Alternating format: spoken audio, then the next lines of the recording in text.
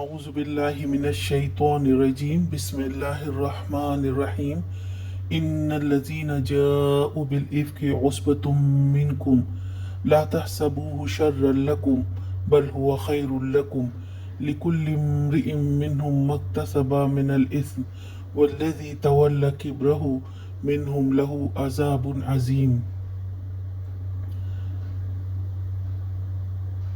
جو لوگ یہ بہتان گھڑ لائے ہیں وہ تمہاری اندر کا ایک ٹولہ ہے۔ اس واقعے کو اپنے حق میں شر نہ سمجھو، بلکہ یہ بھی تمہارے لیے خیر ہی ہے۔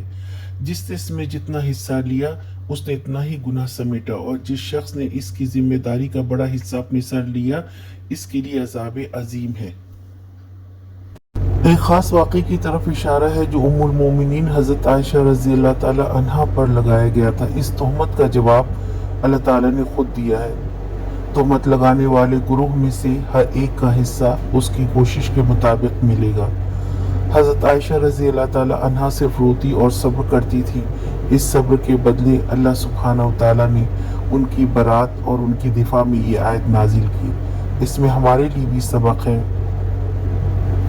کہ حاسد لوگ کسی کو نقصان پہنچائیں تو صبر کریں، اللہ تعالیٰ خود ان کو کیفر کردار تک پہنچاتا ہے۔ ہر واقعے کے ساتھ جہاں شر ہوتا ہے وہاں خیر بھی آ جاتا ہے۔ اب رہتی دنیا تک تہمت لگانے والوں کے لیے حد قائم ہو گیا، اور ساتھ ساتھ اللہ تعالیٰ نے واضح کر دیا کہ بڑھ چڑھ کر کام کرنے والوں کے لیے سزا بھی اس کی کوشش کے مطابق ملے گا۔ لہٰذا برائی میں سوچ سمجھ کر حصہ ڈالیں، ایسا نہ ہو فتنہ اٹھانے والا کم اور اس کو پھیلانے والا زیادہ گنہگار ہو جائے۔